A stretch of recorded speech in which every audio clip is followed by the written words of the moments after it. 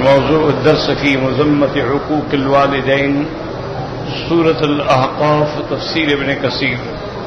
الحمد لله رب العالمين والصلاة والسلام على أشرف الأنبياء وسيد المرسلين سيدنا محمد وعلى آله وأصحابه أجمعين.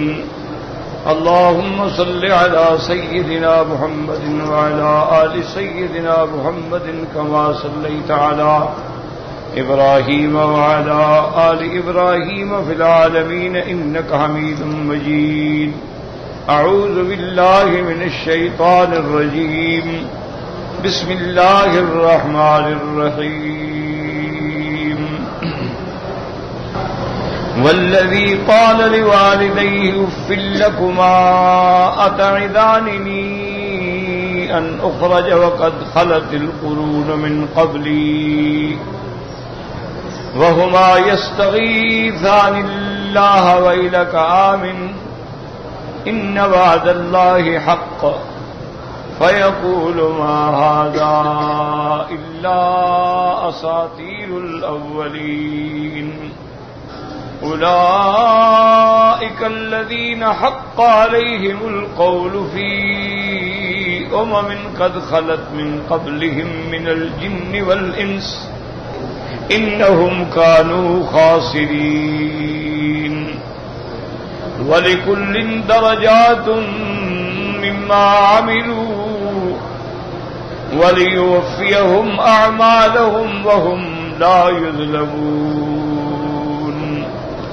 ويوم يعرض الذين كفروا على النار أذهبتم طيباتكم في حياتكم الدنيا واستمتعتم بها فاليوم تجزون عذاب الهون بما كنتم تستكبرون في الأرض بغير الحق وبما كنتم تفسقون.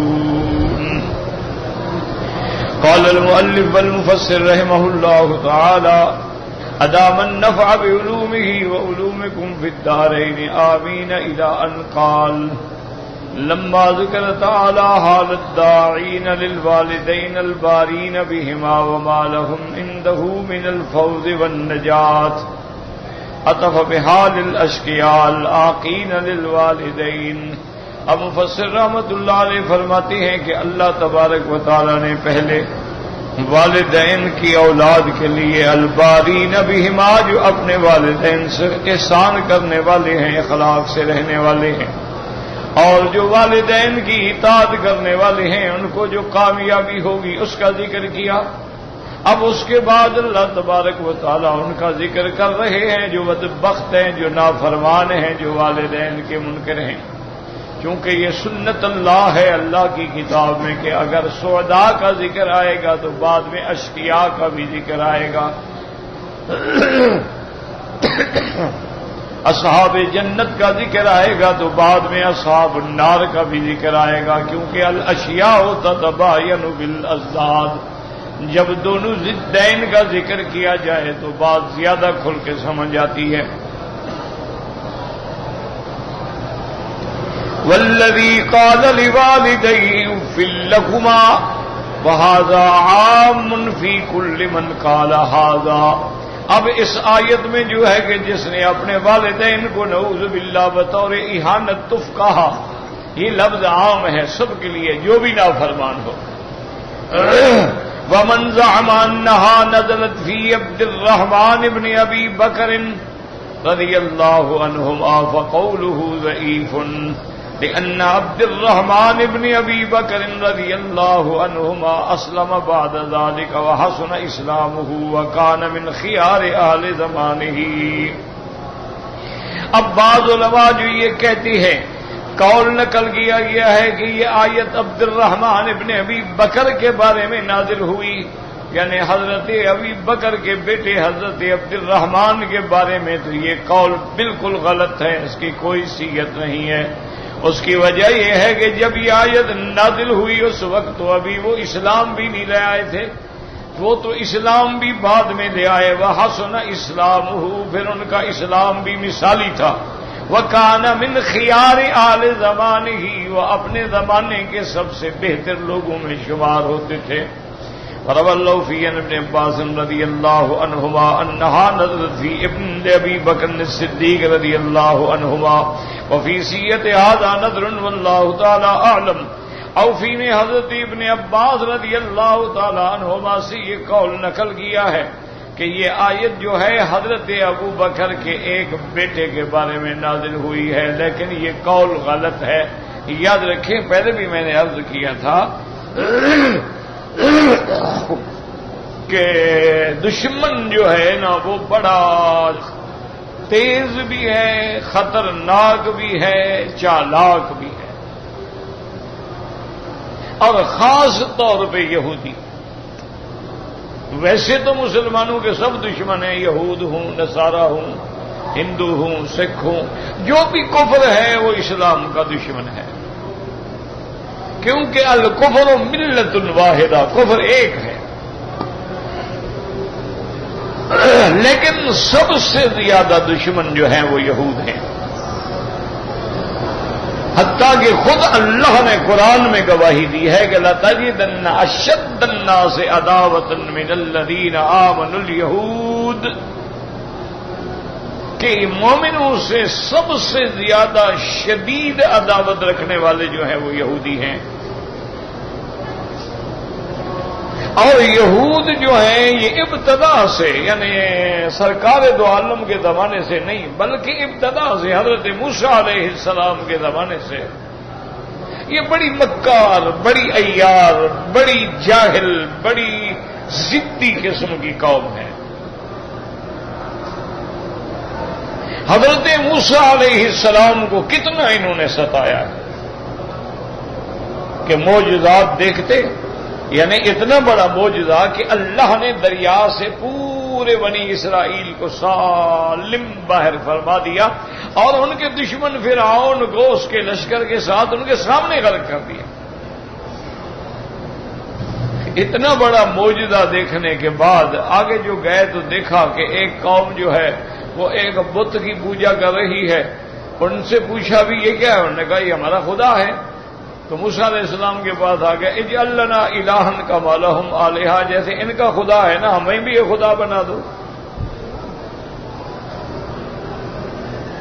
یعنی یہ ایسی قوم.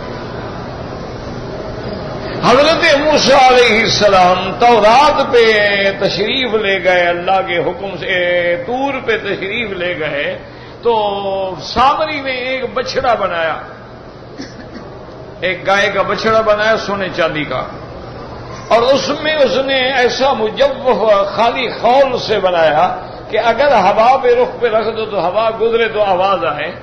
تو اس نے کہا دیکھو یہ تمہارا خدا ہے. یہ جو آج بھی آپ کے ہاں ہندو گائے کا پوجا کرتے ہیں نا، گائے کے پجاری ہیں، گاؤ ماتا، یہ وہی سامری کی نسل ہے.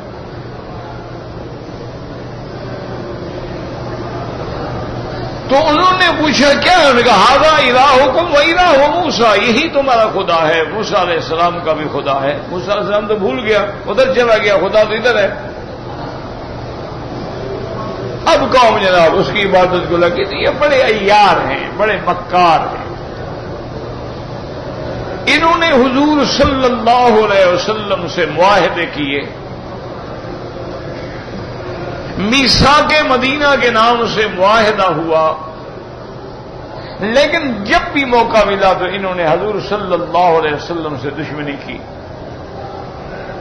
یہ قوم ایسی ہر مقام پہ سرکار دو عالم کی مخالفت کی. اور اسی طرح یعنی ایک بات میرے طالب العلم بھائی جو ہیں وہ یاد رکھیں کہ جتنے فرقے ضالہ ہیں نا اس وقت دنیا میں، جتنے فرقے ضالہ ہیں، روافض ہیں، خوارج ہیں، معتزلہ ہیں، ان میں مشبہہ ہیں، قدریہ ہیں، جبریہ ہیں، کرامیہ ہیں، نواسب، یہ جتنے باطل فرقے ہیں ان سب کی اساس جو ہے وہ یہودی ہیں. جو حضور پاک نے فرمایا تھا نا کہ میری امت جو ہے وہ 73 فرقوں میں بٹ جائے گی،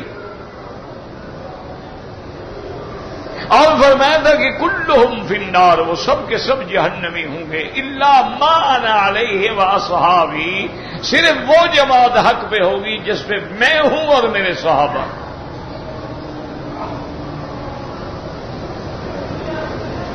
تو وہ 72 فرقہ جو جہنمی ہے، ان 72 فرقوں کے موجب جو ہے وہ یہودی ہے۔ تمام ان فرقوں کی اساس، ان کا اصل، ان کی بنیاد جو ہے وہ یہودی ہے۔ اور یہ اتنے شاطر ہیں کہ دیکھیں روافض یعنی شیعہ کی بنیاد جو ہے یہودیوں نے رکھی، عبداللہ ابن سبا نے، حسن ابن سبا نے۔ خوارج کی بنیاد یعنی جو شیعہ ہے وہ اہل بیت سے محبت، صحابہ سے لڑائی، خوارج ان کی ضد ہیں، یعنی صحابہ سے محبت، اہل بیت سے لڑائی، ان کی بنیاد بھی یہودیوں نے رکھی۔ اور اسی طرح آج بھی آپ دیکھ لیں کہ پورے عالم میں جو یہ عذاب ہے، یہ دہشت گردی ہے، یہ فتنہ ہے، یہ قتال ہے، یہ ایک دوسرے کا خون بہانا ہے، ایک دوسرے کی عزتوں کو لوٹنا ہے، یہ تمام فتنے جتنے اسلام کے خلاف ہیں، میرے آقا حضور پاک سے لے کر آج تک ان کے پیچھے یہودی ہے۔ ہر فتنے کے پیچھے جب آپ تلاش کریں گے نا یہودی کھڑا ہو۔ جب آپ وہ چور کا پیرا اٹھاتے ہیں نا، ڈھونڈتے ہیں کہ بھی دیکھیں پیرا کس گھر میں جاتا ہے، تو جب بھی آپ ان شرارتوں کے پیچھے صحیح تحقیق کریں گے تو یہودی پیچھے کھڑا ہو۔ کوئی دنیا کا فتنہ آپ دیکھ لیں، کسی جگہ پر انہوں نے دیکھا کہ بھی یہاں پر زبان کی لڑائی ہو سکتی ہے، انہوں نے لسانی فتنہ کھڑا کر دیا۔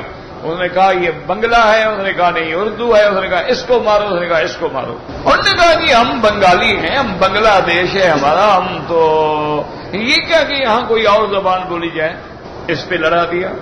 کسی جگہ اس نے دیکھا کہ بھئی ان کو قومیت پہ لڑایا جا سکتا ہے، اس نے لڑا دیا، اس نے کہا کمال ہے، یہ سندھی ہے بھائی، یہ سندھی ہے، یہ پنجابی ہے۔ یعنی بدقسمتی یہ ہے کہ سندھ کے بعد ہمارے مولوی بھائی جو تھے نا، مولوی حضرات علم والے، انہوں نے بھی کتابیں لکھی کہ بھائی اگر سانپ جا رہا ہو اور پنجابی جا رہا ہو تو پہلے سانپ کو چھوڑ دو، پنجابی کو مارو، یہ زیادہ دشمن ہے۔ مولوی حضرات، چلو جاہلوں کا غم تو نہیں کرنا چاہیے نا، وہ تو جاہل ہیں، ان کو تو جہاں آپ نے بھڑکا دیا کھڑے ہو گئے، وہ تو عجیب قوم ہے نا، ان کو کہو زندہ باد زندہ باد، کہو مرد آباد مرد آباد، جاہل کا کیا ہے؟ ان کو تو کوئی آدمی بس بھڑکانے والا ہو، ان سے ختم نبوت زندہ باد کے نعرے لگوا لیں وہ حاضر ہیں، قادیانی کے نعرے لگوا لیں وہ حاضر ہیں۔ قوم کا کیا ہے؟ قوم تو کل انعام ہو گئی ہے نا، ورنہ کوئی عقل کا اندھا یہ بات مان سکتا ہے کہ غلام احمد قادیانی جیسا آدمی نبی بن سکتا ہے؟ یعنی کوئی عقل کا اندھا، کوئی بے وقوف آدمی، کوئی بچہ 8 سال کا، اس کو غلام احمد قادیانی کی ہسٹری بتا دو کہ یہ عرضی نویس تھا، اس کے بعد یہ جناب خوشامد کرتا تھا انگریزوں کی، اس کے بعد اس نے ملکہ وکٹوریہ کی شان میں کتابیں لکھی ہیں، اور یہ ایک آنکھ سے کانا تھا، کبھی کبھی شراب بھی پی لیتا تھا، اور اس کو سلسل بول کی ایسی بیماری تھی، اللہ معاف فرمائے، اللہ ہر مسلمان کو بچائے، کہ یہ 70 دفعہ مام میں بھی جاتا تھا، اور مالے کھولے کا بھی مریض تھا، ایک جیب میں گڑ رکھتا تھا، ایک میں ڈھیلے رکھتا تھا، تو کبھی گڑ کی جگہ ڈھیلے کھا لیتا، کبھی ڈھیلے کی جگہ گڑ کھا لیتا تھا، تو یہ آدمی نبی بن سکتا؟ لیکن لاکھوں ماننے والے ہیں اس کے، لاکھوں ماننے والے، ان میں پڑھے لکھے لوگ ہیں، PhD ہیں، MA ہیں، اور بڑے بڑے عہدوں والے لوگ ہیں۔ تو اس لیے ہمیشہ یاد رکھیں، اللہ معاف کرے، تو یہودیت کا ایک فتنے کا طریقہ یہ تھا کہ بھئی اہل سنت والجماعت کی کتابوں میں ایک کتاب لے لو، مثلا ابن کثیر لے لو، اس میں کوئی 8 10 15 20 روایتیں اپنے مطلب کی ڈال دو تاکہ مسلمان ہمیشہ لڑتے رہیں گے، یہ دیکھو جی ابن کثیر میں لکھا ہے۔ اور بدقسمتی ہے ہمارے مسلمانوں کی کہ دنیا میں سب سے قرآن مجید کا جو نسخہ ہے نا، قیمتی نسخہ، جو سب سے زیادہ صحیح، سب سے زیادہ خوبصورت اور سونے کے پانی سے لکھا گیا، وہ بھی یہودیوں نے لکھا ہے۔ سب سے پہلے انہوں نے چھاپا، اتنا قیمتی نسخہ تاثر دینے کے لیے کہ دیکھو جی ہمیں تو قرآن کا اتنا بڑا احترام ہے، دیکھو ایسا قیمتی قرآن تو کبھی مسلمان نے بھی نہیں چھاپا. اتنا خطرناک لوگ ہیں، یعنی جو حضور کے سامنے بھی چالاکی کرتے ہوں. ایک حدیث مبارک میں آتا ہے کہ میرے آقا محبوب دو عالم سرکار مدینہ صلی اللہ علیہ وسلم آپ بیٹھے ہیں، سیدہ عائشہ بھی بیٹھی ہے. ایک یہودی گزرا تو اس نے سلام کیا تو بی بی عائشہ جوش میں آ گئی، فرمایا علیک لعنت اللہ، اللہ کی تم پہ لعنت ہو. حضور نے فرمایا ماں بھی کیا عائشہ، عائشہ تمہیں کیا ہو گیا، کیا کہہ رہی ہو؟ اس نے کہا حضور آپ نے سنا نہیں اس بدبخت نے کیا کہا ہے؟ اس نے آپ کو سلام نہیں کیا، اس نے کہا السلام علیکہ. اس نے یہ نہیں کہا السلام علیکہ، اس نے کہا السلام علیکہ، یعنی آپ پر موت ہو، آپ مر جائیں. تو مجھے تو غصہ آنا تھا. حضور نے فرمایا عائشہ میں نے بھی سمجھ لیا تھا، لیکن جب اس نے کہا تھا السلام علیکہ تو میں نے کہا وعلیکہ. تو اللہ میری دعا سنے گا یا یہودی کے میرے بارے میں سنے گا؟ بس میں نے جواب دے دیا، گالیاں دینے کی کیا ضرورت ہے؟ اس نے جو کہا تھا میں نے بھی جواب دے دیا، وعلیکہ تم پر ہو. اب اس نے اگر میرے لیے موت مانگی تو میں نے کہا وہی تم پر ہو. تو اللہ میری دعا سنیں گے نا، یہودی کی دعا تو میرے بارے میں نہیں سنیں گے. تو پھر یعنی اتنا چالاک ہے، حضور کے سامنے گزر رہا ہے، وہاں بھی چالاکی کر رہا ہے. اسی لیے قرآن میں آپ نے پڑھا ہے کہ جب یہ کہتے نا رائنا، رائنا کا مطلب یہ ہماری بھی رعایت کریں جناب، ہماری طرف بھی توجہ فرمائیں بھئی، ہماری بات بھی تو سنیں نا، ہماری رعایت بھی کریں نا. تو یہ بدبخت کیا کرتے، اس کو زور دے کے پڑھتے رائنا، یہ تو ہمارا چرواہا ہے، ہماری بکریاں چرایا کرتا تھا. یعنی حضور کے سامنے بدبخت یہ چالاکی کر رہے ہیں.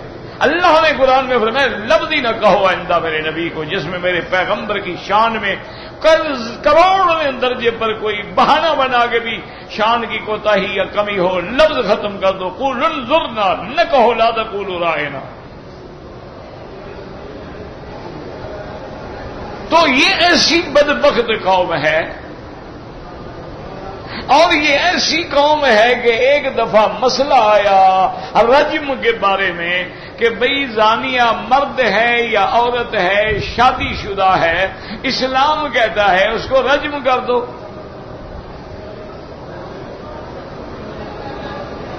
یہ مسئلے جو ہم بتاتے ہیں نا، ایک بات یاد رکھو، یہ اسلام کے ہیں، مسلمانوں کے ہیں. جو لوگ آج کل اسلام سے نکلے ہوئے ہیں ان کے لیے کیا مسئلے ہیں؟ ان کے لیے تو رجم بھی ناجائز ہے، کوڑے مارنا بھی ناجائز ہے، ان کے لیے تو ہاتھ کاٹنا بھی ناجائز ہے. وہ کہتی ہیں تو وحشی سزائیں ہیں اور جنگلی قانون ہے. ان کے نزدیک جو اچھا قانون ہے وہ تو لارڈ میکالے کا ہے نا، جو بیوی کو حق دیتا ہے کہ شوہر کے بجائے دوست کے ساتھ، فرینڈ کے ساتھ چلی جائے، دوست دیکھتا خاوند دیکھتا رہے.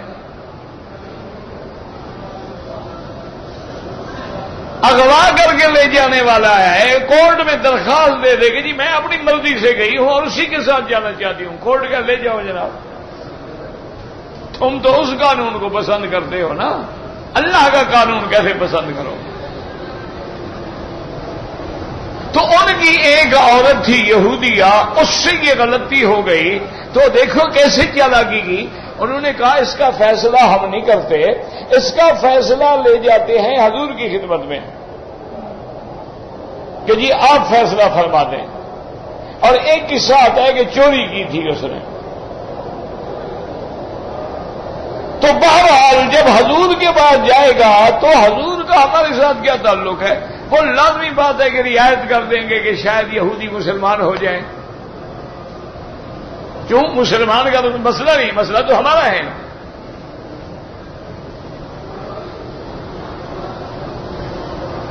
وہ جناب لے کے آ گئے، لیکن اللہ کا میرے نبی کو حکم ہے کہ میرا مدنی اگر کوئی جماعت اپنا فیصلہ کرانے کے لیے آپ کے پاس آئے تو آپ تو انصاف سے فیصلہ کریں، عدل سے فیصلہ کریں. حضور کے پاس جب آیا تو حضور صلی اللہ علیہ وسلم نے یہودیوں سے پوچھا کہ بھئی تمہارے نزدیک زانی جو ہے شادی شدہ مرد ہو یا عورت ہو، تمہاری شریعت میں، موسیٰ علیہ السلام کی شریعت میں، تورات میں کیا حکم ہے؟ انہوں نے کہا جی ہمارے یہاں تو بس اتنا حکم ہے کہ اگر ثابت ہو جائے تو بس دونوں کا منہ کالا کر دو، گدھے پہ بٹھا دو اور بازار میں پھرا دو اور 2-4 جوتے مار دو اور چھوڑ دو، بس یہی ہوتا ہے، اس کو ذلیل کر دو۔ عبداللہ ابن سلام مسلمان ہو چکے تھے، وہ یہودیوں کے بہت بڑے عالم تھے، انہوں نے حضور سے کہا یا رسول اللہ ان کو کہو تورات لے آؤ۔ آپ نے فرمایا اچھا ٹھیک ہے بھائی، آپ کے ہاں اگر یہی سزا ہے تو تورات میں ہوگی؟ کہا یا رسول اللہ تورات میں آپ نے لے آؤ۔ اب وہ اپنی جگہ بڑے خوش تھے کہ اگر تورات ہم لے بھی آئیں گے تو تورات عربی میں تو ہے ہی نہیں، تورات عبرانی زبان میں ہے، اور حضور صلی اللہ علیہ وسلم تو عبرانی جانتے نہیں، لہذا وہ تورات لے آئے، لیکن پھر بھی اس میں لفظ تو لکھا تھا نا رجم کا، چاہے عبرانی میں لکھا ہو یا عربی میں لکھا ہو۔ اب وہ جو یہودی ہے، اب دیکھیں اللہ کے نبی کے سامنے بیٹھا ہے، امام الانبیاء کے سامنے بیٹھے، آیت رجم پہ ایسے ہاتھ رکھ لیا اور آگے پیچھے پڑھنا شروع کر دیا کہ ادھر بیٹھے ہیں وہ بھی نہ دیکھ سکیں، وہ جو آیت والی جگہ تھی نا اس پہ تو یوں ہاتھ رکھ دیا نا اور پڑھنا دیا۔ رسول اللہ اس میں تو نہیں ہے۔ عبداللہ نے کہا حضور اس کو کہو ہاتھ اٹھائے، اور ارفع یدک، ہاتھ اٹھاؤ تم۔ فرماتے ہیں آیت الرجم یتلعلع، وہ تو نیچے آیت رجم جو تھی کہ چمک رہی تھی جیسے ستارے چمکتے ہیں۔ فرمایا بڑے مکار ہو، تمہاری کتاب میں لکھا ہوا جھوٹ بولتے ہو۔ تو یہ اتنی بڑی خداع قوم ہے، تو ان کا ایک طریقہ یہ تھا کہ یحرفون الکلم عن مواضعہ، کبھی یہ تحریف کرتے، ایک کلمے کو ہٹا کے دوسرے سے لگا دیتے۔ جب مخالف ہونے جی تو مخالفت میں ایک مولوی صاحب تھے امام ابو حنیفہ رحمۃ اللہ علیہ سے ان کو بڑی چڑ تھی۔ آج کل نئے پڑھے لکھے جو ہیں نا ہمارے بھائی، وہ میری طرح 2 کتابیں پڑھ کے اماموں کے خلاف تقریریں کرتے ہیں۔ تو اس نے جناب فوراً کہا کہ بھائی امام ابو حنیفہ آپ حنفی بنتے ہیں، امام ابو حنیفہ کے بارے میں تو لکھا ہے کہ بھائی جو شراب ہے طاقت کے لیے اس کا پینا جائز ہے، تو وہ تو شراب پینے کو حلال کر رہے ہیں۔ تو اب عام آدمی تو بیچارہ گھبرا جاتا ہے نا، جس کو پتہ نہ ہو وہ تو سن کے گھبرا، اچھا امام صاحب کہتے ہیں شراب پینا جائز ہے۔ اب اس غریب کو پتہ نہیں کہ شراب تو عربی میں پانی کو بھی کہتے ہیں، شراب تو عربی میں شربت کو بھی کہتے ہیں، شراب تو عربی میں کوئی بھی مشروب ہو، آپ پیپسی بھی لے لیں وہ کہے گا شراب، آپ کوئی جوس لے لیں وہ کہے گا شراب عنب، یہ انگوروں کا جوس ہے، شراب الرمان یہ انار کا جوس ہے، شراب القصب یہ گنے کا رس ہے۔ تو شراب کا لفظ تو عام ہے، فَشَرِبُوا مِنْهُ إِلَّا قَلِيلًا، اللہ کے قرآن میں ہے۔ تو انہوں نے کہا شریف آدمی یہ جو کہہ رہے ہو امام ابو حنیفہ رحمۃ اللہ علیہ شراب تو اللہ کا بندہ، شراب تو حلال بھی ہوتا ہے، شراب طہور بھی ہوتا ہے، تم یہ دکھلاؤ گے کہ کہیں امام صاحب نے یہ کہا ہو کہ خمر پینا حلال ہے، جو نشہ والی شراب ہے اس کو قرآن خمر کہتا ہے۔ حرم علیکم الخمر والمیسر یسألونک عن الخمر والمیسر، تو لفظ خمر استعمال ہوتا ہے۔ تم یہ دکھاؤ گے امام حنیفہ نے کہا ہو کہ جی خمر طاقت کے لیے پینا جائز ہے، تو پھر تو اعتراض کی بات بھی ہو سکتی ہے نا۔ اس نے کہا اچھا جی، اس نے آپ کتاب ڈھونڈی، ادھر ادھر کتاب ڈھونڈی، کہا جی چلو یہ مل گیا، یہ تم حنفیوں کو کتاب ہے اس میں لکھا ہے خمر، یہ کتاب ہے اور اس میں لکھا ہے کہ امام صاحب نے کہا کہ خمر طاقت کے لیے پینا جائز ہے۔ تو مولوی صاحب نے کہا کہ جناب ذرا کتاب، اس نے کہا میں جو پڑھ رہا ہوں، نے کہا نہیں پڑھنے کی بات نہیں ہے نا، تمہارے پاس حوالہ ہے، کتاب ہے، ہم بھی تو دیکھ لیں نا۔ اچھا اس نے کہا چلو اپنی کتاب نہیں دیتے ہو، کون سی کتاب ہے؟ اس نے کہا جی یہ فلاں کتاب کا حاشیے پہ لکھا ہوا ہے۔ تو انہوں نے کھولا، کہا اللہ کے بندے اتنی بڑی مخلوق ہزاروں کا مجموعہ کو دھوکہ دے، لکھا ہے ما سوى الخمر، یعنی شراب کے علاوہ جو مشروب ہے وہ طاقت کے لیے پیے جا سکتے ہیں۔ تو ما سوا کا لفظ کاٹ دیا، خمر دکھا دیا۔ کہنے لگے جی چلو خمر کا لفظ تو آ گیا نا۔ انہوں نے کہا اللہ کے بندے ما سوا اللہ، تو میں کوئی کہے کہ جو ما سوا اللہ کی پوجا کرتے ہیں اس میں بھی اللہ کا لفظ تو آ گیا۔ تو یہ ہوتی ہے تحریف، کبھی لفظی ہوتی ہے، کبھی تحریف معنوی ہوتی ہے، کبھی لفظ بدل دیے جاتے ہیں اور کبھی معنی بدل دیا جاتا ہے۔ اب دیکھیں نا قرآن میں شیعہ کا لفظ بھی آ گیا، وَإِنَّ مِن شِيعَتِهِ لَإِبْرَاهِيمَ، اسی طرح موسیٰ علیہ السلام کے حصے میں بھی هَذَا مِن شِيعَتِهِ وَهَذَا مِنْ عَدُوِّهِ۔ تو اب کوئی جاہل شیعہ کہتے دیکھو جی قرآن میں لکھا ہوا ہے کہ شیعہ کا نام قرآن موجود ہے کہ ابراہیم علیہ السلام بھی شیعہ تھے اور یہ موسیٰ علیہ السلام کے شیعان میں سے تھا اور یہ ان کا دشمن تھا، تو اس طرح تو پھر یہ بھی لکھا ہوا ہے کہ یلبسکم شیعا ویذیق بعضکم بأس بعض ان الذین فرقوا دینہم کانوا شیعا۔ تو ہم بھی یہی ترجمہ کریں گے جن نے دین میں فرقہ ڈالا وہ شیعہ تھے۔ اللہ کے بندے خدا کے قرآن کو کیوں بدل رہے ہو؟ یہ تو تحریف ہے، یہ تو کفر ہے کہ اللہ کے قرآن کی آیات کو یا معانی کو ان کے محل کے علاوہ استعمال کیا جائے۔ اس میں یہودی بڑے تیز تھے۔ تو حضرت ابن عباس جیسا مفسر قرآن جو حبر المفسرین ہے اور جو اتنا بڑا مفسر قرآن ہے کہ صحابہ جلیل القدر صحابہ جو ہیں وہ بھی حضرت ابن عباس سے مسئلہ پوچھتے ہیں کیونکہ ان کو دعا کی تھی حضرت محمد مصطفیٰ۔ یاد رکھیں کہ ایک تو علم ہے نا جو پڑھنے سے حاصل ہوتا ہے اور بعض علوم ہوتے ہیں جو کبھی کبھی کسی اللہ والے کی دعا سے مل جاتے ہیں اور جس کے لیے خود امام الانبیاء دعا کرتے ہیں۔ اور اسی طرح یاد رکھو میرے طالب العلم بھائی جو ہیں کہ جو عالم اپنے علم پہ عمل کرے گا یعنی علم پڑھا ہے اس علم پہ عمل کرے گا، اللہ فرماتے ہیں اس کو میں وہ علم بھی دوں گا جو وہ نہیں جانتا۔ کہ جب علم و عمل اکٹھے ہو جاتے ہیں تو پھر آدمی ایک آنکھ دو آنکھوں سے نہیں 4 آنکھوں سے دیکھنے والا بن جاتا ہے۔ 2 بصر ہوتی ہیں اور 2 اللہ دل کی آنکھیں کھول دیتی ہیں۔ اسی لیے بعض صحابہ کہتے ہیں نا کہ حضور پاک نے اپنے اللہ کو دیکھا تو ہے لیکن رآ بفؤادہ اپنے دل کی آنکھوں سے دیکھا ہے۔ تو اللہ ان کے دلوں کو روشن کر دیتے ہیں، دل منور ہو جاتے ہیں۔ پھر جو بات دل میں آ جاتی ہے نا جی اور اس کا طریقہ کیا ہے؟ اللہ سے محبت، اللہ کے رسول سے محبت، صحابہ اہل بیت اولیاء سے محبت، فقہاء علماء مفسرین سے محبت، اپنے اساتذہ کا ادب، ان کی خدمت اور محبت کے کبھی ان کی دعا لگ جائے۔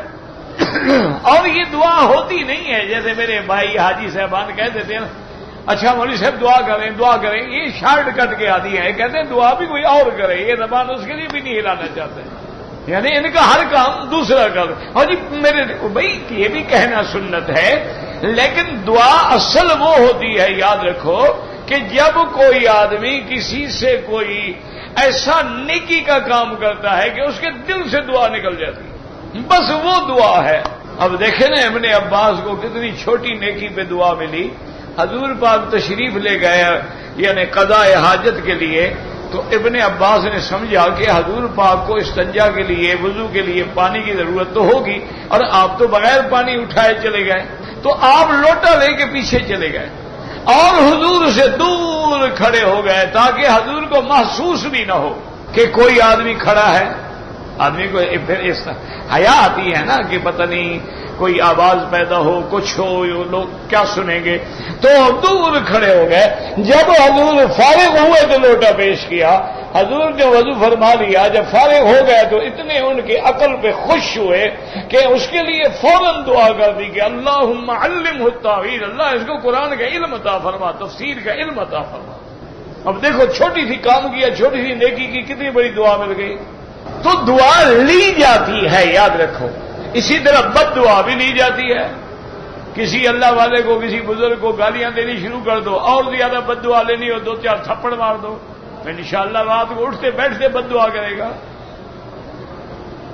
بد دعا بھی وہ ہے جو دل سے نکلتی ہے اور دعا بھی وہ ہے جو دل سے نکلتی ہے۔ ویسے تو سنت ہے ایک دوسرے کو کہنا کہ دعا کریں، یہ کوئی منع نہیں ہے، لیکن یہ معنی نہیں ہے کہ ہر کام دوسرے پہ چھوڑ دو۔ تو حضرت ابن عباس کے تفسیر قرآن میں تقریباً 6000 اقوال ہیں، یاد رکھو۔ قال ابن عباس، قال ابن عباس، قال ابن عباس، قال ابن عباس، 6000 قول۔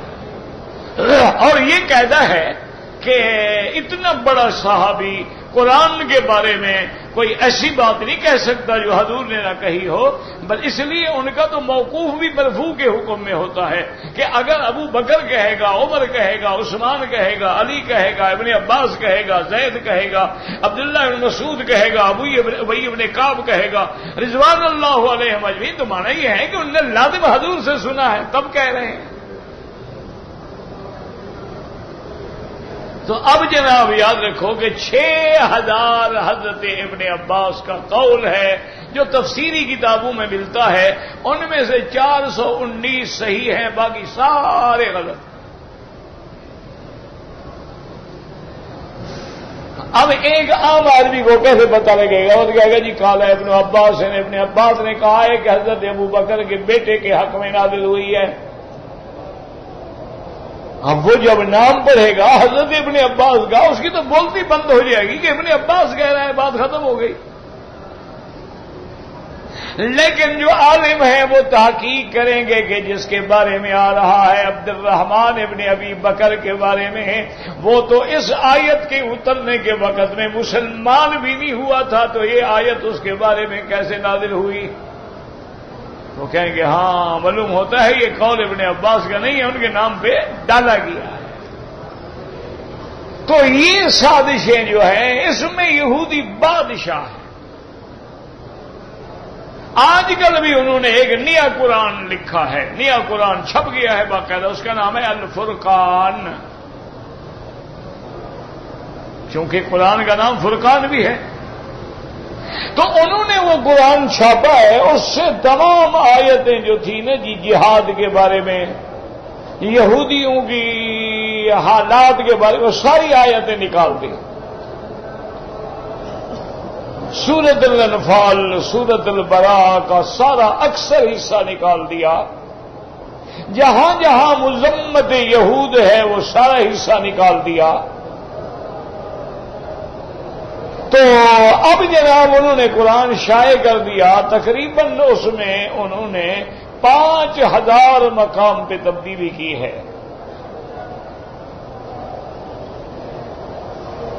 اچھا، ان کے میڈیا نے بعض لوگوں نے پوچھا کہ یار یہ قرآن شائع کر رہے ہو، مسلمان کہاں اس قرآن کو مانیں گے؟ وہ تو زبر زیر کی غلطی نہیں کرنے دیتے۔ ان کے ہاں تو قرآن اتنا محفوظ ہو گیا ہے کہ اگر حافظ ہے، نماز پڑھا رہا ہے، ذرا غلطی کرے پیچھے والا فوراً بول پڑتا ہے۔ تو یہ تمہارا قرآن کیسے مانیں گے؟ اس نے کہا تم چھوڑو، رہنے دو، یہ جب 50 60 100 سال گزر جائے گا نا، 2-3 نسلیں اور پیدا ہو جائیں گی، پھر وہ اسی کو قرآن سمجھیں گے۔ انہوں نے کہا ہمیں بھی پتا ہے، ابھی مسلمان نہیں مانے گا، لیکن آنے دو۔ دیکھو کتنا پہلے وہ تخطیط کرتا ہے، 200 سال پہلے وہ سوچتا ہے کہ ہم نے کیا کرنا ہے۔ اسی طرح آپ غور کر لیں کہ جہاں جہاں کفر کو موقع ملا ہے، قرطبہ میں دیکھ لیں، اسپین میں دیکھ لیں، غرناطہ میں دیکھ لیں، جہاں جہاں دیکھ لیں، سب سے پہلے انہوں نے مسجدوں پہ حملہ کیا۔ مسجدوں کو انہوں نے استبل بنا دیا، کہیں مسجدوں کو مندر بنا دیا۔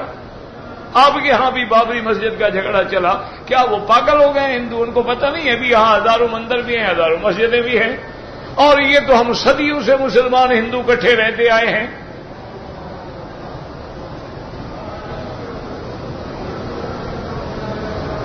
یہ ان کا بھی مسئلہ نہیں ہے، ان کے پیچھے بھی یہودی آ گیا ہے، ان کے پیچھے بھی یہودی آ گیا ہے۔ اور پورا ایک وقت میں آپ نظر ڈالیں، جو کچھ مسجد اقصی میں ہو رہا ہے وہی بابری میں ہوا۔ یہ ان کے ٹیسٹ کیس ہوتے ہیں کہ مسلمانوں میں کتنی جان باقی ہے۔ ان کو ایک مسجد سے کوئی مسئلہ نہیں ہے، ان کو تو صرف یہ دیکھنا ہوتا ہے کہ کیا ابھی بھی ان کے دل کے اندر اسلام ہے، کہ ابھی بھی ایک مسجد ہے۔ چند دیواریں ہیں کھڑی کی گئی، مسلمانوں نے کہا مسجد ہے، نہ حضور پاک نے بنائی، نہ صحابہ نے، نہ تابعین نے، بہت بعد میں بنی ہے، ایک مسلمان بادشاہ نے بنائی تھی۔ تو اس پر ان کا کیا اشتعال ہے، کیا جذبات ہیں، اندازہ کریں کہ ابھی ان کے اندر وہ ایمان والی چنگاری جو ہے باقی ہے، ہوا ملے تو بھڑک جائے گی، یہ ختم، یہ مردہ ہو گئے۔ جیسے نادر نے جب دلی لوٹ لی اور اس وقت کے بادشاہوں کے بیگمات کو حکم دیا کہ میرے سامنے ڈانس کریں، ناچ کریں، شاہی محلات کی جو ملکہ تھی، ان کی بیٹیاں تھیں، ان کی بادشاہوں کی بہنیں تھیں، انہوں نے کہا حکم ہے میرا، اور جانتے تھے حکم نہ مانو تو تلوار۔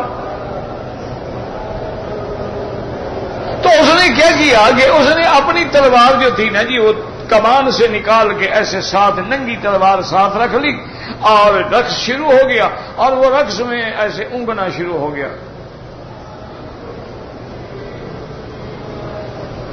رقص ہوتا رہا، گھنٹہ 1.5 گھنٹہ گزر گیا، جو اس نے کہا ٹھیک ہے رقص بند کرو۔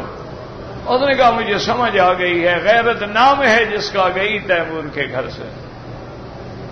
انہوں نے کہا اب تلوار میں نے اس لیے رکھی تھی کہ شاید کسی لڑکی میں غیرت ہوگی تو اٹھا کے مجھے مارے گی، لیکن معلوم ہوتا ہے کہ ان کے دل سے غیرت نکل چکی ہے۔ وہ یہی آزماتے ہیں کہ مسلمانوں کے دل میں نبی کی غیرت ہے، قرآن کی غیرت ہے، مسجد کی غیرت ہے، اسلام کی غیرت ہے، یا مردے ہو گئے ہیں بس ماشاءاللہ حاجی ہیں، حج پہ آئے ہیں، ایک میلہ ہے، ٹھیلا ہے، چل رہا ہے، نہ طواف کا پتہ ہے، نہ صفا کا پتہ ہے، نہ حجر اسود کا پتہ ہے، نہ رکن یمانی کا پتہ ہے، نہ استقبال کا پتہ ہے، نہ تقبیل کا پتہ ہے، نہ لمس کا پتہ ہے، نہ تلبیہ کا پتہ ہے، نہ اجتباء کا پتہ ہے، نہ سعی بین صفا کا پتہ ہے، نہ مینا کا معنی جانتا ہے، نہ مزدلفہ کا معنی جانتا ہے، نہ عرفات کا معنی۔ حاجی ہے بس انشاءاللہ چل رہے ہیں، حج ہے ہو جائے گا، بس جیسے لوگ جائیں گے ہم بھی چلے جائیں گے۔ کتنے میرے بھائی ہیں جنازے میں کھڑے ہوتے ہیں، ادھر دیکھتے ہیں، اس نے ہاتھ اٹھا لیا، اس نے بھی اٹھا لیا، اس نے نہیں اٹھایا تو اس نے بھی نہیں اٹھایا، اس نے ایک سلام کہا، اس نے بھی ایک کر دیا، اس نے 2 کہا، اس نے 2 کر دیا، ٹھیک ہے۔ کیا پڑھا ہے کوئی پتہ نہیں۔ 1400 سال اسلام کو گزر گئے، اعلان ہوتا ہے کہ اموات، اعلان ہوتا ہے میت، اعلان ہوتا ہے طفل، اعلان ہوتا ہے اطفال، اور یہ ہمیں پتہ ہی نہیں لگتا۔ بھی تمہیں پتہ نہ لگے تو پہلے اعلان کیا کریں، پہلے اردو میں کریں، پھر انگریزی میں کریں، پھر ہندی میں کریں، پھر سنسکرت میں کریں، پھر عبرانی میں کریں، پھر بنگالی میں کریں، انشاءاللہ پھر اعلان ہی ہوتا ہے، جنازہ دوسرے دن پڑھیں گے ہم کیوں نہ عربی کے 2 لفظ سیکھ لیں تاکہ ہماری نماز بھی ٹھیک ہو جائے اور ہمیں پتہ بھی لگ جائے، اور جب تک نہیں آتا پوچھیں گے بھائی یہ کیا کہہ رہے ہیں، کوئی مسئلہ ہی نہیں ہے۔ اچھا کوئی بھی نہ ملے تو چلو جو امام کی نیت ہے کر لیں، لیکن پتہ تو ہونا کہ ہم نے جنازے میں پڑھنا کیا ہے، وہ بھی پتہ۔ انا للہ و انا الیہ راجعون۔ تو اس لیے ہمیشہ یاد رکھیں کہ یہ جو حضرت ابن عباس کی طرف قول منسوب کیا گیا ہے یہ بالکل غلط قول ہے۔ حضرت ابو بکر کے گھرانے کو ٹھیک ہے محمد ابن ابی بکر سے ایک غلطی ہوئی ہے، لیکن اس پر بھی وہ ہمیشہ نادم رہے اور توبہ کرتے رہے۔ اللہ پاک ہمیں صحیح رستے پہ چلنے کی توفیق دے۔ آپ کے سوال بھی چونکہ کل بچ گئے تھے کافی سارے۔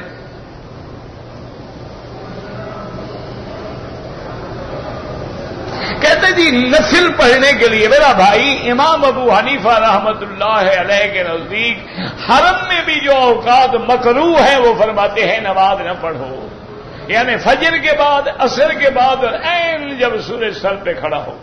باقی ائمہ کے نزدیک وہ کہتے ہیں اگر طواف کیا ہے تو 2 رکعت پڑھ لیں، اگر باہر سے آیا ہے تو 2 رکعت تحیۃ المسجد پڑھ لیں چاہے کوئی وقت بھی ہو۔ لیکن امام صاحب نہیں مانتے، وہ کہتے ہیں نہیں، حدیث ہے کہ نہ پڑھو۔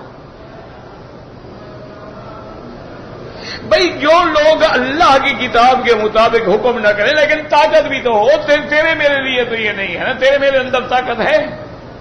ہم پہلے اپنے گھر پر تو اندر اللہ پر چلیں. مولوی کی تو اپنی بیوی پردہ نہیں کرتی، اپنی بیٹیاں فیشنیبل لباس پہنتی ہیں، تو وہ تحکیم بھی اندر اللہ کہاں کرے گا؟ مولوی تو خود ماشاءاللہ گھر میں بیٹھا ہے، کبھی 11ویں پہ گزارا، کبھی کل شریف پہ گزارا، کبھی جمعراتوں پہ گزارا. اس کو پتا ہے یہ حرام ہے، اس کو پتا ہے یہ بدعت ہے، پھر بھی کر رہا ہے. تو وہ بھی ماں انزل اللہ کہا کہ اس کو پتہ نہیں. قرآن کہتے ہیں وما اہل بہ لغیر اللہ، جس چیز میں اللہ کے سوا کسی غیر کی نسبت آ جائے اس کا کھانا حرام ہے. بھائی پیچھے بیٹھنا لوگوں کے آگے تھے نا، سر پہ سوار ہو جاؤ نا، کیا کرے آپ نے؟ اور جب پیچھے بیٹھا ہے تمہارا مجرم ہے وہ، کیوں تم آگے اس کے آگے بیٹھ گئے؟ انا للہ و انا الیہ راجعون. میں وزٹ ویزے پہ آیا ہوں، دمام سے بغیر احرام کے لیے آ گیا. بہرحال آپ اپنے کاروبار میں آئے ہیں، کسی کی ملنے کے لیے آئے ہیں تو کوئی دم نہیں. قبرستان میں آپ گزر رہے ہیں تو قرآن لے کے نہ بیٹھے پڑھنے کے لیے، ویسے ہی یاد ہے تو پڑھ لیں، کوئی بات نہیں. کہتے کہ جی اس دور میں جو تبلیغی جماعت دعوت کا کام کر رہی ہے، کیا یہ صحیح ہے؟ یہ غلط ہے، تم صحیح شروع کر دو. بہت بڑی آسان بات ہے، کوئی مشکل نہیں ہے نا. اگر یہ صحیح کام نہیں کر رہے، تم ایک جماعت بنا کے صحیح شروع کر دو، یا ان کے ساتھ مل کے ان کو کہو جی یہ غلط کر رہے ہو، یہ غلط کر رہے ہو، یہ غلط کر رہے ہو، بس اصلاح کرو ان کی. بھئی جب اللہ کا حکم ہے کہ تأمرون بالمعروف وتنہون عن المنکر، بھلائی کا حکم کرو برائی سے روکو، بس یہ حکم ہے. اب یہ تمہیں پتا ہے کہ وہ برائی کروا رہے ہیں یا بھلائی کرا رہے ہیں. اب دیکھو آپ حیران ہوں گے کہ دنیا میں، حالانکہ میں کبھی نہیں گیا جماعت کے ساتھ، نہ کبھی 3 دن، نہ کبھی 20 دن، نہ 40 دن، لیکن اگر کوئی آدمی اچھا کام کر رہا ہے تم اس کی بھلائی نہیں کر سکتے ہو، تعریف نہیں کر سکتے، برائی تو نہ کرو. اچھا ہم اپنی جگہ پر یعنی بعض اوقات تبلیغی دوستوں سے کہتے بھی ہیں یار تم بڑے ڈھیلے لوگ ہوتے ہو، تم کبھی کوئی سخت بات نہیں کہتے، تم کبھی جہاد کی بات نہیں کرتے ہو، یعنی وہ اتنی نرم جماعتیں، ان کو وہ بھی قبول نہیں. تو کیا کریں جناب؟ آئندہ ان کو سمجھاؤ کہ جی آپ ہمیں نماز کے لیے نہ بلاؤ، سینما کی دعوت دو، فلم میں جانے کی دعوت دو، ڈاکہ مارنے کی دعوت دو، قتل کرنے کی دعوت دو. یہ آپ کیا دین کا کام کریں؟ داڑھی بڑھاؤ، پگڑی باندھو، نمازیں پڑھو، تہجد پڑھو، اشراق پڑھو. آپ نے تمہارا ستیہ ناش کر دیا ہے.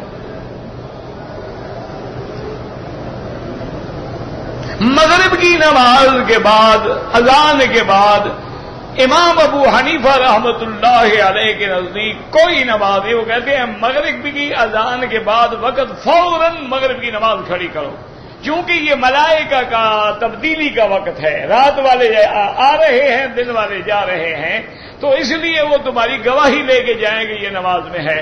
لیکن اگر کوئی یہاں چونکہ وقفہ ہوتا ہے، اگر اذان کے بعد کوئی 2 رکعت پڑھ لے تو کوئی بات نہیں، لیکن افضل یہ ہے کہ مغرب کے بعد پڑھے. میدان عرفات میں فجر کی نماز پڑھ کے جانا سنت ہے. حضور تو دوپہر کے بعد داخل ہوئے ہیں، فجر کی نماز نہیں، دوپہر کے بعد. حضور پاک نے پہلے وادی میں عرفات کے قریب خیمہ لگوایا، وہاں غسل فرمایا، زوال ہونے کے بعد عرفات میں داخل ہوئے، پھر جا کے نماز پڑھائی اور خطبہ دیا. آج کل مجبوری ہے میرا بھائی، سنت پہ عمل کرنا ہے، حج پیدل کرنا. اگر آپ نے بسوں میں جانا ہے تو مجبوری ہے. اگر ہر آدمی بیٹھا رہے کہ انشاءاللہ جی مینا سے فجر پڑھ کے جب دھوپ پہاڑوں پہ پھیلنی شروع ہوگی تو ہم روانہ ہوں گے، انشاءاللہ عرفات پرسوں پہنچیں گے، بری ہے. 30 لاکھ آدمی کی گاڑی ٹریفک ایک دوسرے کے پیچھے لگی ہوئی ہو، 8-8 گھنٹے کا جام ہو، تو وہاں کب پہنچیں گے آپ؟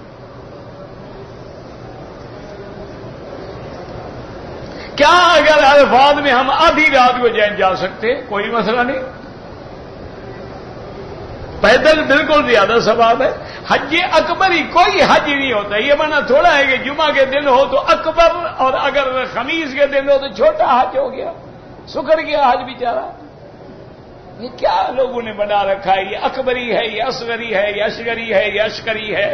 یہ کیا تماشا ہے؟ اس میں کوئی شک نہیں کہ اگر جمعہ کے دن حج ہو جائے ثواب بڑھ جائے گا، لیکن اس کو حج اکبر سمجھنا یہ غلط ہے. حج الاکبر جو ہے یوم النحر ہے، عید کا دن ہے، اور حج اکبر کا معنی کہ عمرہ جو ہے یہ اصغر ہے اور حج جو ہے وہ اکبر ہے.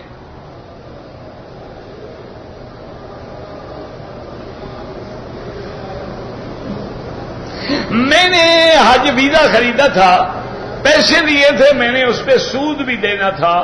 اب میں یہاں ہوں، حج کرنا ہے، حج حلال کے پیسے دے کر لو، وہ جو گناہ ہے اس سے توبہ کرو. جب مکے میں رہتے ہو تمہارا حج جو کیا 50 ریال سے ہو جائے گا، تمہیں کیا تکلیف ہے حج کے لیے؟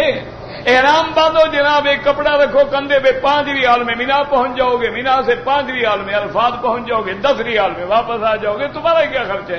روٹی انشاءاللہ اتنی چلتی ہے، اللہ بادشاہ خادم الحرمین کو جزا دے کہ کھانا اور فروٹ اور جناب مشروبات اور دہی اور لسی، بڑے بڑے ٹریلر لگے ہوتے ہیں بھرے ہوئے، وہ تقسیم کر رہے ہوتے ہیں.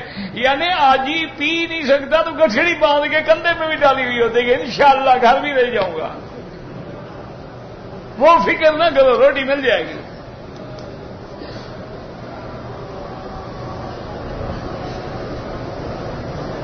میرے ساتھ کمپنی میں ایک آدمی رہتا ہے، وہ حرم کے ساتھ نماز نہیں پڑھتا. تو بہرحال میرا بھائی، جو اللہ کے حرم میں نماز نہیں پڑھتا انشاءاللہ اس کی کہیں بھی نماز نہیں ہوتی. اس کا قصور نہیں ہے، اس کے اندر شرک ہے، اور جب تک شرک کے جراثیم ہوں اللہ آنے نہیں دیتا. اس غریب کا کیا قصور ہے؟ دعا کرو اللہ اس کو ہدایت دے. ورنہ یاد رکھو کہ اگر اللہ کے کعبے میں بھی نماز نہ ہو، محمد مدنی کے روضے پہ بھی نماز نہ ہو، تو کہاں پھر نماز ہوگی؟ اور اگر یہ امام نبی کو نہیں مانتے تو یہ رات دن جو آپ خطبات میں درود سن رہے ہیں، اشہد ان محمد رسول اللہ کی تکبیریں اور آوازیں سن رہے ہیں، حرم مدینہ کی تعمیر کو دیکھ رہے ہیں، پھر بھی تمہیں اندازہ نہیں ہوتا کہ یہ کتنے عاشق رسول ہیں. ہاں یہ عشق رسول تو کرتے ہیں لیکن شرک نہیں کرتے. تمہارے ہاں عشق اور شرک کا فرق نہیں رہا. تم جو شرک کرتے ہو نا اسی کو عشق سمجھتے ہو. عشق الگ چیز ہے، شرک الگ چیز ہے.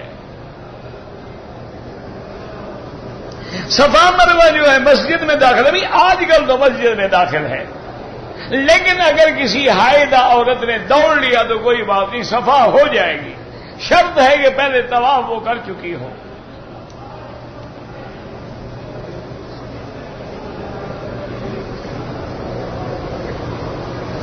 کہتے جی کہ شیعہ مسلمان ہے یا کافر. تم اپنا فکر کرو، تمہیں دوسروں کی کیا تکلیف ہے؟ سیدھی بات ہے، جو قرآن کا منکر ہے وہ کافر ہے، جو ابو بکر کے صحابی ہونے کا منکر ہے وہ کافر ہے، جو بی بی عائشہ پہ تہمت لگاتا ہے وہ کافر ہے.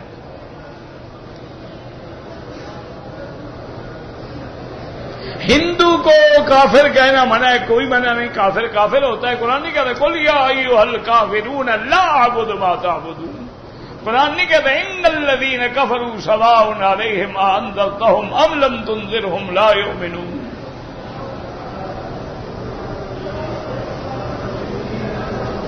کہتے کہ ایک آدمی نے احرام باندھا، لبیک بھی کہا، لیکن زبان سے عمرے کا لفظ اور نیت بھول گیا تو لبیک کیوں کہا؟ یہی کافی ہے.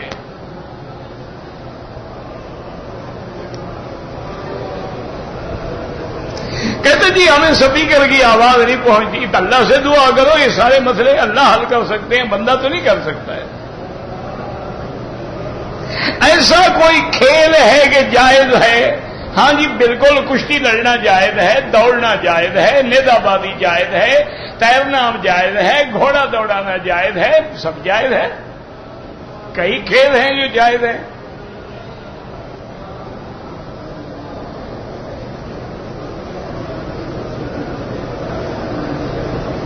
لوگوں نے کہتے ہیں نبی نے غنہ، پتہ نہیں کیا لکھا ہے غنہ والے، اگر میں قبروں کی زیارت کے لیے جائیں، اگر مثلاً آپ مکے میں ہیں، جنت المعلیٰ زیارت کے لیے جائیں، کوئی منع نہیں۔ آپ مدینے میں ہیں، آپ جاتے ہیں شہداء احد زیارت کے لیے، کوئی منع نہیں۔ مانا یہ ہے کہ سفر کر کے یہاں سے جاؤ کہ میں معین الدین چشتی کی قبر پہ جا رہا ہوں، یہ منع ہے۔ مجھے حج کرنا ہے، اگر عرفات میں میں کوئی سودا بھی بیچتا رہوں، کوئی حرج نہیں۔ لا جناح علیکم ان تبتغوا فضلا من ربکم فاذا افضتم من عرفات فاذکروا اللہ، یہ تو قرآن میں ہے۔ آپ کام بھی کرتے رہیں، حج بھی کرتے رہیں، کاروبار بھی کرتے رہیں۔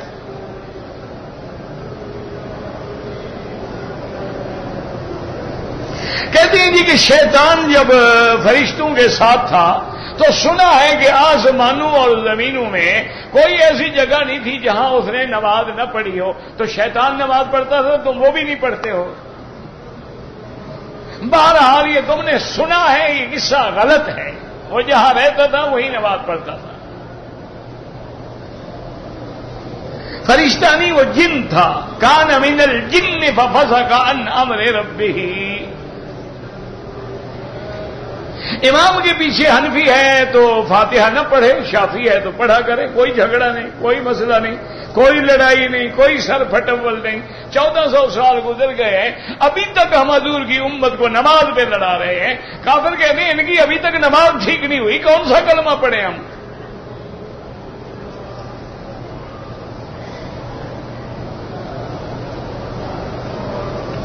اللہ کے بندے، سب کی نماز ہوتی ہے۔ جو فاتحہ پڑھتے ہیں ان کی بھی نماز ہوتی ہے، جو نہیں پڑھتے ان کی بھی نماز ہوتی ہے۔ دلائل علماء کے پاس ہیں، وہ آپ کا کام نہیں ہے۔ مقلد وہ ہوتا ہے جو کسی امام کی بئی حیثیت کے بغیر دلیل مانے ہوئے اس کی بات کو مان لے، اس کو کہتے ہیں مقلد۔ جو کسی کی بات نہ مانے اس کو کہتے ہیں عدم تقلید۔ واضح سی بات ہے، اس میں کوئی شبہ کی بات ہی نہیں ہے۔ اگر ایک آدمی نے داڑھی تو رکھی ہوئی ہے، نماز نہیں پڑھتا ہے، بہرحال داڑھی کا ثواب الگ ہے، نماز نہ پڑھنے کا گناہ الگ ہے، لیکن امام احمد بن حنبل کے نزدیک نماز نہ پڑھنے والا کافر ہو جاتا ہے، پھر داڑھی کا کوئی فائدہ نہیں۔ پھر داڑھی تو یہودی بھی رکھتے ہیں، سکھ بھی رکھتے ہیں۔ نماز میں ادھر ادھر دیکھنے سے نماز ہو جاتی ہے، لیکن وہ ثواب جو ہے اللہ کی نظر ہٹ جاتی ہے۔ کہتے جی کہ لوگ کہتے ہیں کہ تبلیغ والے جب باہر کے ملک جاتے ہیں ان کو پیسے ملتے ہیں، آپ ان کے ساتھ چلے جاؤ، آپ کو بھی مل جائیں گے۔ آپ ان کے ساتھ چلے جاؤ، بالکل قریب ہو جاؤ، جب ان کو ملے پکڑ لو، کہو آدھے کرو، آدھے مجھے دو۔ بس ایک بھائی انسان ہے، اللہ معاف فرمائے۔ بس جو لوگ داڑھی منڈاتے ہیں وہ فاسق ہو جاتا ہے۔ بار بار منڈانے سے گناہ کبیرہ ہے، اور گناہ کبیرہ کا مرتکب جو ہے وہ فاسق ہو جاتا ہے، اور اپنے فسق پہ ڈٹا رہے تو ساتھ فاجر بھی ہو جاتا ہے۔ حضور پاک کے چاچا کتنے تھے اللہ کو پتا، مجھے تو اپنے چاچوں کا پتہ نہیں ہے۔ آدم علیہ السلام اور بی بی حوا کہاں اترے تھے؟ میں کوئی ساتھ تھا؟ انشاءاللہ کی آمد میں پوچھ لینا ابا آپ کہاں اترے تھے؟ کہتے ہیں کتابوں میں ہند میں اترے تھے، اللہ عالم، نہ قرآن میں ہے نہ حدیث میں، سب کا کتابوں کی باتیں ہیں کہ ان پر کیا اعتبار ہے۔ عورتوں اور مردوں کی نماز میں فرق ہے؟ ویسے مجھے یہ بتائیں کہ عورت اور مرد میں فرق ہے؟ اگر نہیں ہے تو پھر نماز میں بھی کوئی فرق نہیں، اور اگر دونوں میں فرق ہے تو عورت اور مرد کی نماز میں ایک نہیں اور سینکڑوں فرق ہیں کہ مرد امام بن سکتا ہے، عورت امام نہیں بن سکتی، مرد مؤذن بن سکتا ہے، عورت مؤذن نہیں بن سکتی، مرد کے لیے صف اول افضل ہے، عورت کے لیے صف آخر افضل ہے، اور اسی طرح مرد کانوں تک ہاتھ اٹھائے گا، عورت سینے تک ہاتھ اٹھائے گی، اور اسی طرح احادیث میں ہے کہ عورت کے لیے وہ سجدہ زیادہ باعث ثواب ہے جس سے بدن زیادہ سے زیادہ زمین کے ساتھ لگے تاکہ اس کا زیادہ سطر باقی رہے۔ کہتے جی کہ سبحانک اللہم، فرض نماز نہیں، ہر نماز جب شروع کرو گے تو پڑھو گے۔ میں نے شوال کا روزہ میں نے رکھا، مختلف روز میں کوئی حرج نہیں، کوئی مسئلہ نہیں، پورے مہینے میں رکھ لیا۔ عمرے کا دم پڑ گیا ہے، حج کا دم پڑ گیا ہے، اللہ کا قرضہ ہے، جلدی ادا کرو۔ بہرحال یہ ہے کہ میں ریاض سے آیا تھا، اگر آپ عمرے کے لیے آئے تھے اور احرام نہیں باندھا تو آپ پہ دم پڑ گئی، آپ عمرہ بھی کریں اور دم بھی دیں۔ زمزم کے پانی سے آدمی وضو کر سکتا ہے، بالکل کر سکتا ہے، اگر کوئی نہانا چاہے بالکل نہا سکتا ہے۔ یہ تو ادب ہے کہ جب دوسرا پانی موجود ہے تو ہم کیوں استعمال کریں۔ بہرحال یہ جو باپ نے کیا دیا کیا نہیں دیا یہ آرام سے لکھ کے مسئلہ پوچھے، لمبا مسئلہ ہے۔ اگر ایک آدمی نے 2 رکعت کے بجائے 1 رکعت پڑھی اور بیٹھ گیا، پھر خیال آیا کہ میں نے 1 رکعت نہیں پڑھی ہے، سجدہ کر لیا، انشاءاللہ ٹھیک ہو گئی۔ اگر ایک آدمی کے ٹیلی فون میں موبائل میں قرآن ہے، حمام میں نہ لے جائیں۔ کہتے جی بہت مسلمان عورتیں جو ہیں وہ طواف کرتی ہیں منہ کھلا ہوا، بالکل حرام ہے، بجائے ثواب کے گناہ ہوتا ہے۔ اگر ایک آدمی نے کران کا احرام باندھا ہوا ہے تو اندر بنیان پہن سکتا ہے؟ بالکل نہیں پہن سکتا، کوئی احرام ہو، نہ عمرے میں پہن سکتا ہے، نہ کران میں، نہ تمتع میں، نہ افراد۔ سیدھا ہوا کپڑا پہننا حرام۔